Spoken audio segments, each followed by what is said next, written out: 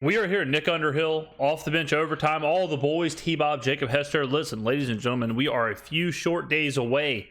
The season's starting. Saints, Titans in the Dome. I'll be there. I cannot wait. I can't sleep at night. I'm so excited. Let's go ahead and listen to these three break down the game, preview what to watch as the Saints take on the Titans in week one. Look, obviously we're going to get into a whole lot in this video. But for me, I've said it. I'll say it again. This game will tell you everything you need to know about the season, I think.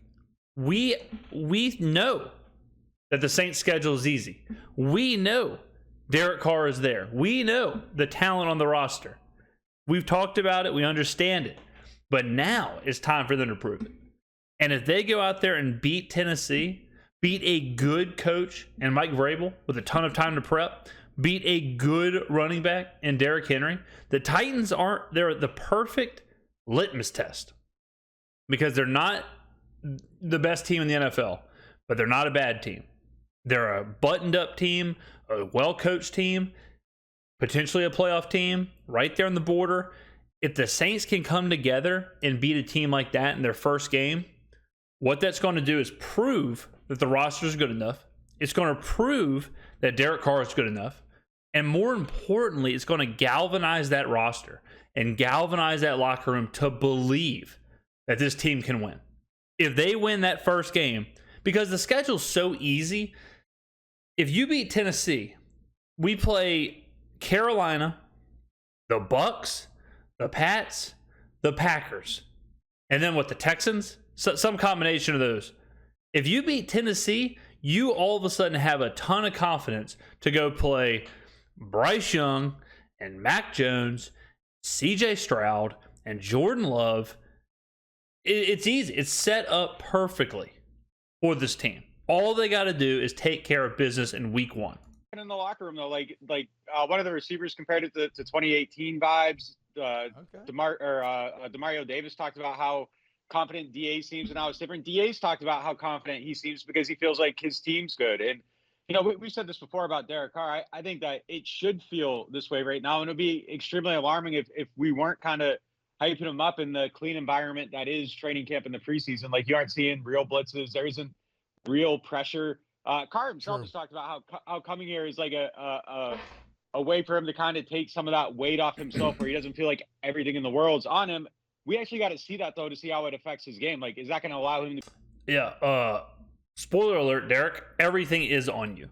The whole city is on you right now. I am on you. No, hey, pause. I'm on you, brother. We are behind you. You have the whole city behind you. Please. All I'm asking the Saints, start hot. Start hot. Because I'm telling you, if we go out there and we lose 21-0, if we go out 28-3, all that hype, all that goodwill, all the smiling faces will be gone pecan. To be better in the red zone, because that's been like a very weird thing throughout his career, is just an inability to execute there. Maybe getting some of that pressure off of him allows him to settle down, internal pressure, not like pass rush pressure, like internal pressure of the situation. He can go in there, maybe execute a little bit better, and we see some increase there. Now, like actual pressure coming at him, like, is he going to handle that a little bit bigger? We've seen him bulk up, which I have to think is with the idea of taking hits in mind. Like, is he actually going to stand in there and take them hits and make them throws? That's been one of the knocks on him throughout his career. So when those things actually happen, we'll see a little bit. Peyton Turner, I like where he's at. As far as getting jacked, no one's getting jacked to absorb hits, okay? People are getting jacked because they want to be swole and voluptuous. That's why. It's not because they're thinking, let me get my biceps bigger so I can take sacks. No, he wants to be jacked. And I don't blame him. Everyone should want to be jacked and yoked out of their mind. Just ask Jake Haener. Like, I've been the slowest building person on that storyline. Everybody else is kind of like, Peyton Turner, 5 sacks, 6 sacks. Like, that's kind of the talk on the sideline. I'm Mr. Like, we got to see it happen. But, I talked to him, and he feels good about where he's at. And he kind of feels like their new coach, Todd Grantham, on the defensive line, is giving him like a different viewpoint of the game where he's kind of, instead of just kind of focusing on his technique, which was the Ryan Nielsen way, like, has a viewpoint of like, oh, they're in 12 personnel and the running backs lined up here, so like they are going to do this, so I can do this. And he's kind of combining the two things, and he feels like the mental and the physical is kind of meshed at a point. But again, it's September. They haven't played a game yet. Everybody feels good right now. So Yeah. like The hype is out of control. If you have a hype headline writer, they're going to write them. Yeah, look, I get it, dude. No question. SEO's a hell of a thing. Yes, it is. know? Hey, so in this matchup with the Titans, it's a team that struggled down the stretch last year, right? Yeah. And they had injuries all over the place, and Yes. there's a lot of new for that team as well. Look, the Titans last year, everything Jacob said is true. The year before, they're the 1 seed. Okay, so this team is not that far removed from serious success. So this is a team, like I mentioned, that will come correct. Pause. They will be buttoned up. They are an NFL team. Mike Vrabel is as good as a coach as you can find, as good of a motivator as you can find.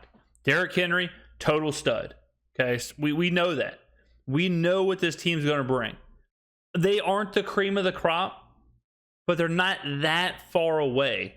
They're way better, IMO, than New England, Green Bay, the Texans, the Panthers, the Buccaneers. This is one of the big games on our schedule. We only have like 4 or 5. This is one of the big ones, especially because it's the first game. The Dome will be as loud as it will be all season.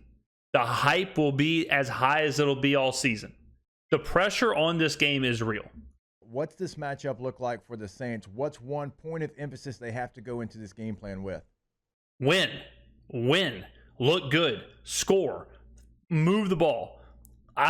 This is so important. Guys, I'm imploring you. Do not get caught up in the box score. Do not get caught up in the final score.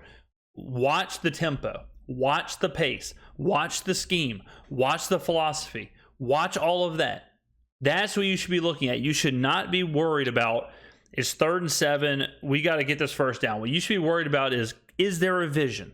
Is Pete Carmichael doing something? Are the plays making sense? Is the personnel on the field correct? Is that right? Are we running, are we always running on first downs? I sure as hell hope not. Are we mixing it up?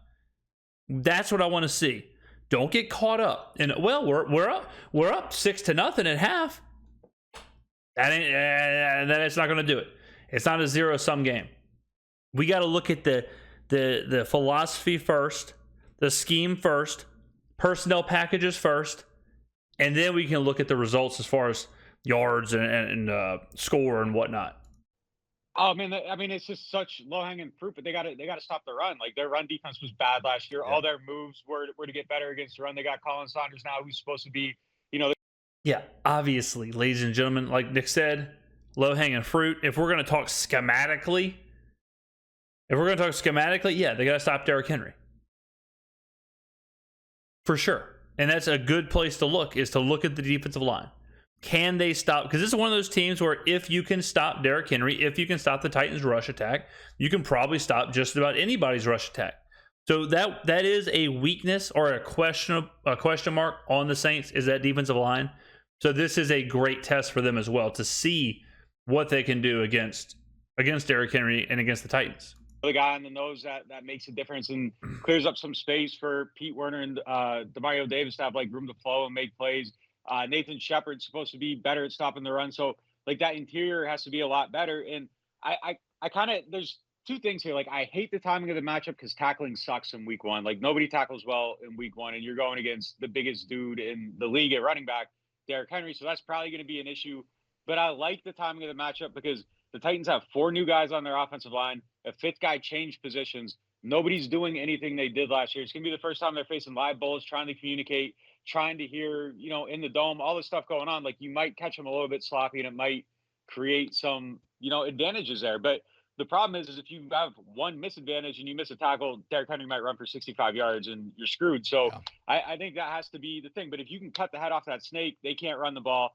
Offense goes out, executes, maybe gets a 10-point lead or something like that. Things fall into place. They're trying to throw the ball. You got Marshawn taking out DeAndre Hopkins. Like, suddenly it's a very, very winnable game if your offense executes and you're stopping the run. But first of all, we're the favorite.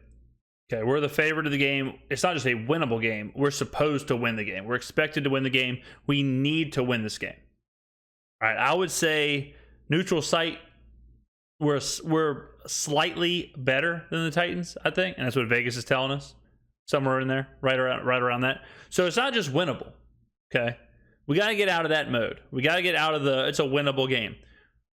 We've got people, spoiler alert, me, saying that we're going to be the 1 seed or the 2 seed. Every game is a winnable game. Every game is a must-win game. And I'm not saying we're going to go undefeated, but we have to go into every single game this year with the idea that, hey, this is a winnable game. We should win this game, especially the games at home. So I expect to win this game. Not winning this game is a huge failure. Losing a close one, being competitive, not good enough. That's not good enough this year. You have to do both of those things very early in this game, I think, to get the advantages that could exist. Talking to Nick Underhill, Nick_Underhill on Twitter, and neworleans.football is the site. I'm a happy subscriber. You should go check it out as well for all your black and gold coverage. They got a great team over there, him, Brooke, Mike, and they're expanding constantly. Nick, you said you had to sit down with Mike Thomas. And so without spoiling the entire piece, right, how are you feeling about the form of Thomas? The kind of his, and even, like, not just his physical state, like where's his head at, right? Because he is someone who is used to being the best player on the field. Yeah, well, he's not. All right. He hopefully his mind has shifted to where he accepts his role as kind of a bigger possession-based receiver. His days of being the offensive player of the year, all that, unless he really proves me wrong, it's over. Okay.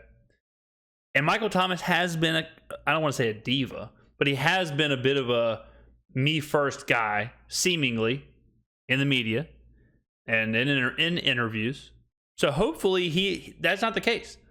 I do like that he restructured his deal. I do like that he seems to have come into training camp really focused on bettering the team. And if that's the case, Michael Thomas is an asset. Michael Thomas is someone that makes the Saints better. We are better with him on the field. We need him on the field. We need him engaged. We need him locked in. So hopefully that's the case. I don't know if he's at that point anymore where he's going to just be the best player on the field where he walks in. So how's he feeling right now? He feels like the summer was a good build for him, and he thought he had good progress throughout. I think there was some frustration with the way it was like evaluated. Like people, oh my God, he lost a snap. Like, all right, yeah. He lost a snap. Like you aren't winning every snap in a game. Like you're running 30 routes in a game, and sometimes you're gonna get jammed. Like it's gonna happen. Like, and it's just I don't know. That's just kind of where we were at with it though. And that's Mike though. Like Mike's that important to the team that you're gonna like put every single thing under a microscope and every. Well, I mean, not to mention that the guy, when he last really played, he was a top A+, S tier, one of the best wide receivers in the NFL. Then he takes a huge gap of not playing. So people do kind of hold him to that standard. They still do hold him to that. Well, is he still one of the best wide receivers in the NFL? Or did he lose a step and he's kind of this different player now? So I mean, I don't blame people because of how little Michael Thomas has played over the last couple of years, that those people still hold him to that standard. Everything becomes a much bigger deal than it should have been, but he felt like it was a good build throughout the summer. He felt like, he kind of got his legs under him. It took some time. Confidence came back. He thought the LA trip was a huge thing for him going out there against the Chargers. And the way we saw it for our site is we saw it like Mike dominated. He won every one-on-one but one, had like 5 catches in team drills one day in practice. Like, it seemed like an objectively dominating performance out there and he kind of felt the same way about it and thought that was a big moment for him. The thing for me, when he came back to like this last like week, and I hate to be like the guy building the hype up behind him, but like he looked faster. It just looked more like it looked like there was another step. And like, I think if you, and maybe he is like, there is certainly a chance that, he had some bad luck. His body is better now. Like it's built up. And maybe he is that guy. Maybe there is certainly another side to that where he could prove us wrong. He could prove me wrong. He could prove a lot of other people wrong, that he's not just a possession-based receiver.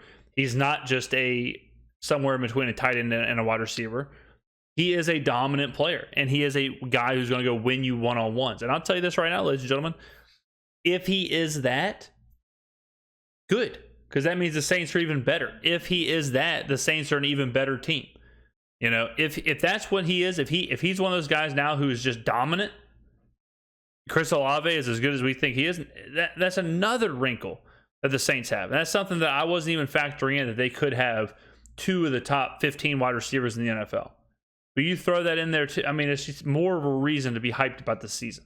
Look at him on like day one. If we could take like video of that complete practice to the last day, like I think there is a very, very clear like upswing. Now, where does that go into the season? I think that's a huge question. And the way this offseason has gone, like I think Mike's health is even a bigger deal than I thought it was going into it. Like I think if they lose him or he's not 70% Mike Thomas, I think they might be like in a little bit of trouble at that position Yeah, there's a huge difference between healthy Michael Thomas and Chris Olave, and Chris Olave all of a sudden having to be your one, and Shaheed or whoever else ends up being, your two or your three. Olave is the same Randall Cobb, Jordy Nelson thing from the old Packer days. Randall Cobb was better when Jordy Nelson was on the field. Like some receivers, they want to be that second receiver or they don't like moving around. Some receivers like where they're at. And Chris Olave might be one of those guys that's just better whenever he can be not the second wide receiver, but when there can be someone else on the field that's a distraction.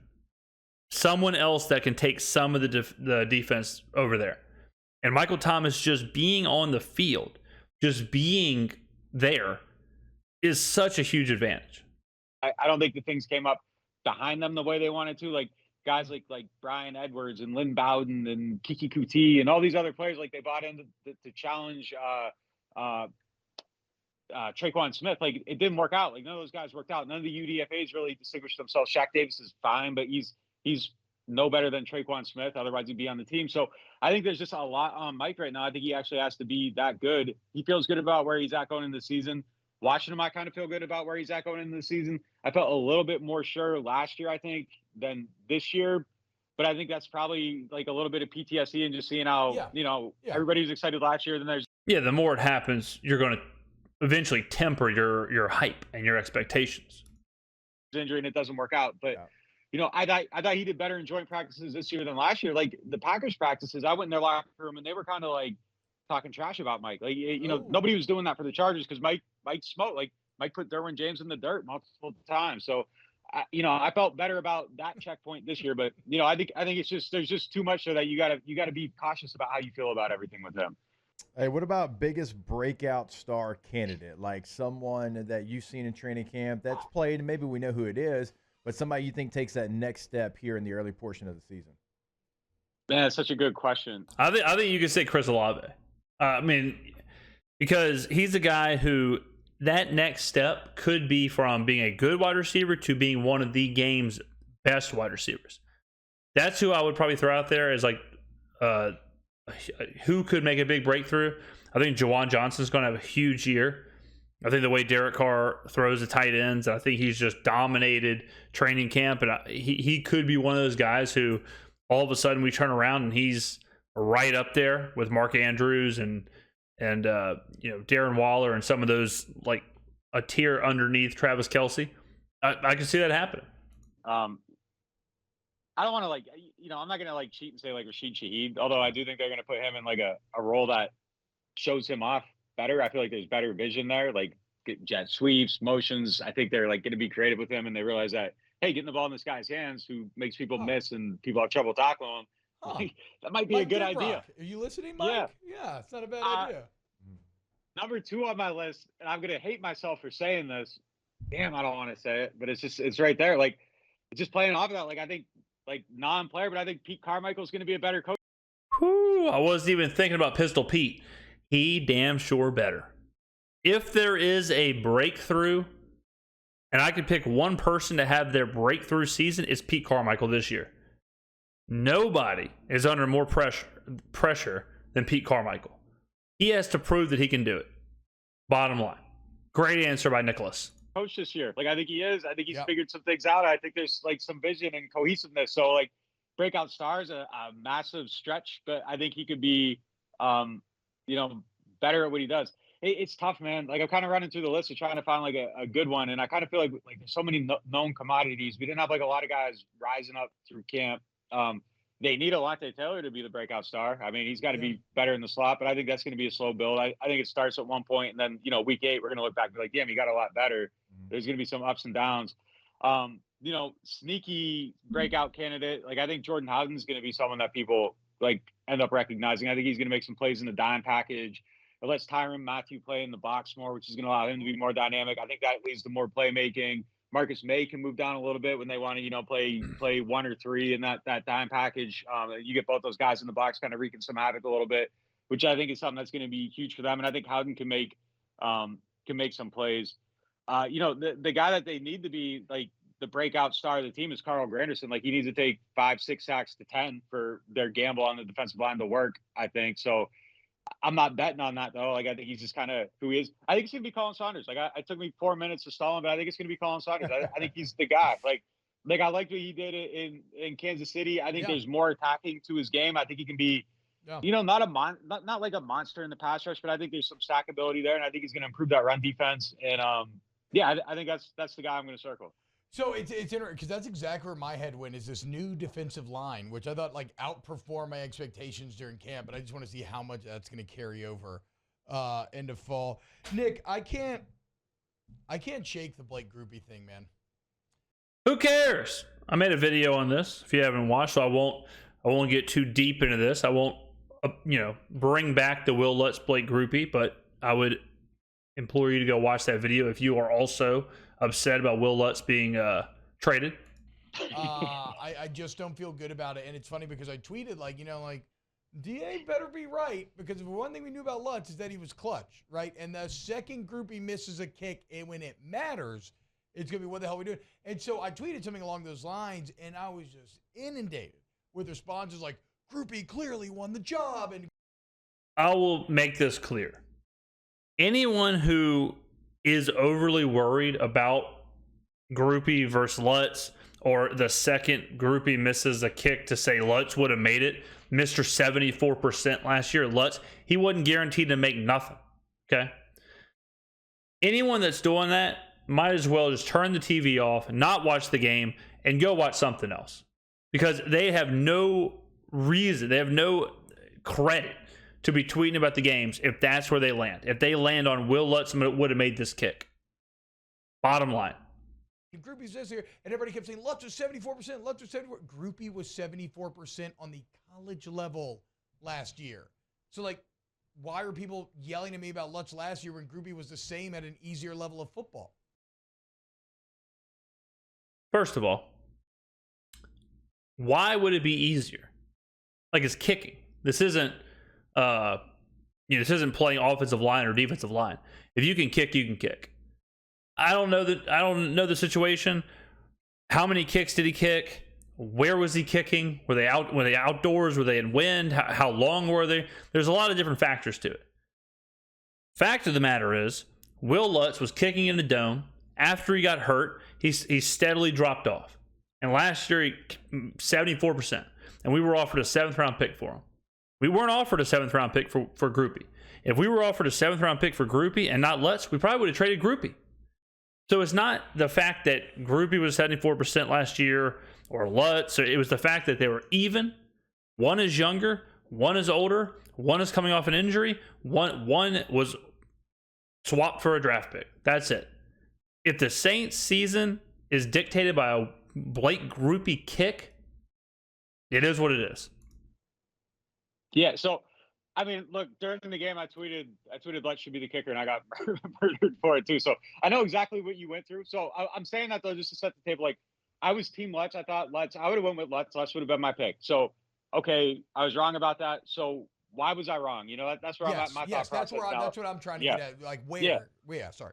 So the 74%, I had the same exact question, and I asked Darren Rizzi about it. I'm like, look, this guy didn't make any kicks in college. What's the deal? Why is it like that? And he said, you basically can't scout college kickers off their film. You have to go to showcases. You have to work them out. Because agreed. There's just so many things that are different. The ball.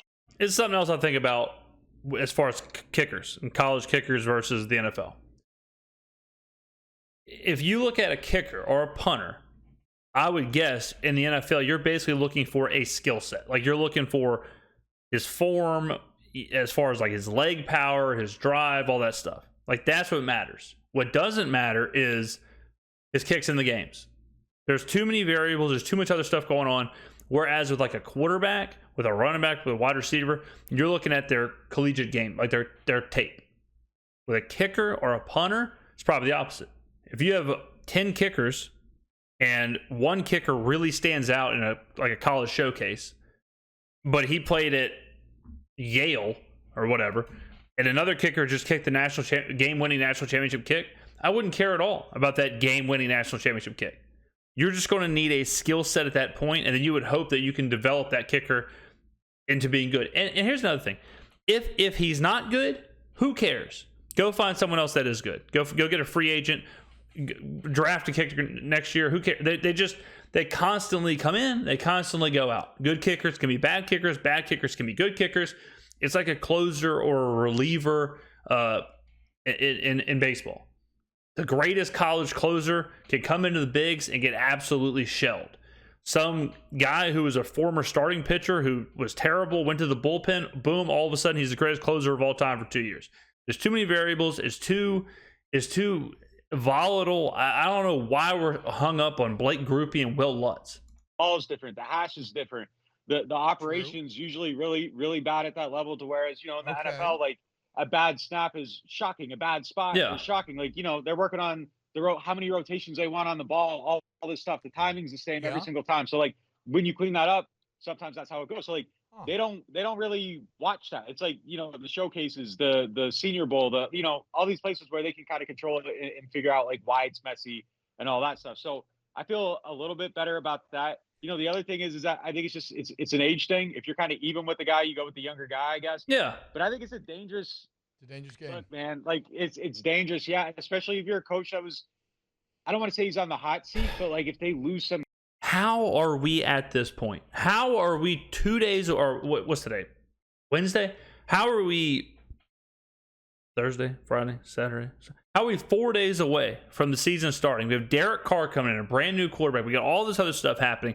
How are we talking about that Dennis Allen is taking a risk by trading a 74% aging kicker away for a rookie?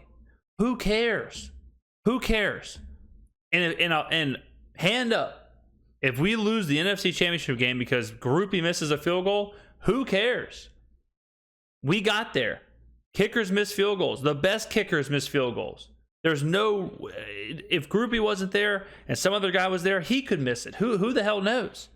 That's just field goals. That's how it is. Same with a punter. If we cut some punter and brought in a rookie punter and he, gets a punt blocked in the Super Bowl, it is what it is. I can't believe that we're having a conversation this late into the offseason. This is something we should have talked about a month ago when there was no other topics. But to talk about a 74% aging kicker, please. Games, like, the seat's going to be hot. Like, it just is. Yeah. I mean, probably. I'll say it if you don't. I think he is. He is on the hot seat. Probably a little bit. Yeah, I mean, he's got something to prove, and it's a dangerous move. There's nothing to do with the kicker. I don't like it for him. Like, I could just see it backfiring a little bit. But look, I thought Grupe was good. He took him to the wire. I understand it. Like, by the end of camp, I was starting to think, like, damn, they really might have to make this decision. Like, I wouldn't, but it was to the point where I wasn't shocked by it. Like, it felt like it could go either way. So I get it. It's just a tough way to lose a game if you end up losing the game because you picked the wrong kicker. I can't. But how do you know? How do you know the other way would have been right? Someone that was a backup holder at LSU, and you just catch it, you put it down. It doesn't have to be perfect. You can spin it late. And once I got to San Diego, they're like, "Hey, you held it at LSU, right?" I'm like, "Yeah, I was Flynn's backup." I'm like, "Hey, we want you to do some of that here too." And the kicker's like, "Hey, when you get the catch and the spin ratio, when you put it down, can you tilt it this way and spin it this way?" I'm like, "Wait a minute, the ball's just down on the ground, and you got the laces headed towards it." He goes, "No. Like, you got to tilt it this way." And it's like, oh, this is different. So to your point, I can back you up on that because I thought, look, I can catch it and put it down. We'll be fine. That's it. I had never actually considered that answer about how to scout kickers. So that is, if nothing else, it is easily the most satisfying explanation about maybe how to divorce, like, why these college kickers. Well, here's what I don't get either. I don't want to keep talking about the kicker thing, but imagine if they decide to go with Lutz. Okay. Would these fellas right here be saying, well, Allen decided to go with Lutz, he cut Grupe, and if Lutz misses a big kick, he's going to have to live with that decision. They wouldn't be saying that. The only reason they're defending Lutz and the only reason they're saying, what if Groupie misses a kick, is because Lutz has been there. This is just the nostalgia card. And it's ridiculous. It's the dumbest reason to want to keep Lutz, because 7 years ago he was good. Like, how many... Doesn't that make sense, ladies and gentlemen? I mean, what a point by me. But these guys would not in a million years be saying, I can't believe DA stuck his neck out like that for Will Lutz. You know, what if we lose because of a Lutz field goal? I mean, he you know, that he could really regret that. Here's either rise or fall on that next level. Nick, win predictions are always weird in this business. They're kind of pointless, but I mean, I don't know. What do you think? Do you see the Saints coming out with a dub on Sunday? They better. Again, they're the favorite. They should. They're expected to win. They're projected to win. We're the better team. We're at home. We should win. Bottom line, we should win. If we don't win, it'll be a complete failure, and I will be very unhappy. I mean, I felt so good about this summer the whole way. Like, it would disqualify like my last 6 weeks of coverage if I said I didn't think they were going to win this game. You know, I don't think it's a gimme by any means. I think, like I said before, I think it's tough just in the sense that it's week one and you got to be able to tackle the hardest guy in the league to tackle, and tackling is just really bad this time of year. So that puts you at a disadvantage. But I think they feel good. Like, they're moving differently. It's just a different feeling around the team this year. Yeah, they believe. It feels like they had a good summer. They believe. You know, last year camp felt kind of like I believe. You're looking and you're like, damn, like Alvin hasn't carried the ball like in 3 days. Like, I don't feel like I've seen this, you know, star player Demario Davis do anything in a while. And like this year, like, you know, camp was just different. It felt like guys got good work. The right people that should have flashed were flashing. I think they're going to go in. They're going to get off to a good start. I think they have to be urgent too, man. Like, they got multiple away games in September. Like, the start of the schedule is tough. Like, they cannot. The start of the schedule is easy AF. The whole schedule is easy AF. The only part of the schedule that is a little bit tricky at the beginning is that it's a lot of away games. New England's on the road, Green Bay's on the road, Carolina's on the road. So they do need to be urgent, as Nicholas said. They do need to take care of business, and they need to start hot. If we go out there, look great on our first drive, score a touchdown, momentum will be through the roof. If we are scoreless at half, different story. I don't think they can afford to lose this game. Like, I really don't. Like, no, they don't. Really they can't. Behind it, like, really quick, you're going to Green Bay. Then you got Carolina. Then you're going to Green Bay. Like, it's just it's, you know, those are all extremely winnable games. But I think you got to get off to the right tone. And I think it's incredibly important for this team to do that. I think they know it. I think they feel urgent. I agree. Momentum wise, like all that stuff, they have to win this game. It is incredibly important that they keep that momentum, that hype, that belief, all that stuff. If they go out there and get rolled, then all that good stuff we're talking about in the offseason is gone. No one is going to be like, well, what about the offseason? What about training camp? No one's going to care. Yeah. I think they don't want to let each other down. I think they still got a bad taste from last year. These are all like. And there's a lot on Derek Carr. Derek Carr wants to prove he's a winner. Derek Carr wants to prove that the Saints made the right choice. He doesn't want to come in and lose at home. You know, there's a lot of pressure on this game being a week one game. BS, intangible things behind the scenes, but I think it does matter, and I think they're just in the right headspace. So I'm picking them, but it's 3 points. I think they cover, but I don't think it's I don't think it's a gimme by any means. I wouldn't put any actual real money on it yet. No, I mean it's the NFL. It's always going to be 3 points. Wow. Imagine watching the game and not putting money on it. Saints are winning this game. Bottom line, Saints are going to win the game. No questions about it. I feel great about this. They have to win the game. This is the beginning of our road to the NFC Championship game, the road to a top 2 seed. So I'm excited. Let me know in the comments below what you think, ladies and gentlemen. Are we going to win this weekend? Are we going to start 1-0? Let me know in the comments below. Thank you for watching, and I will see you in the next video.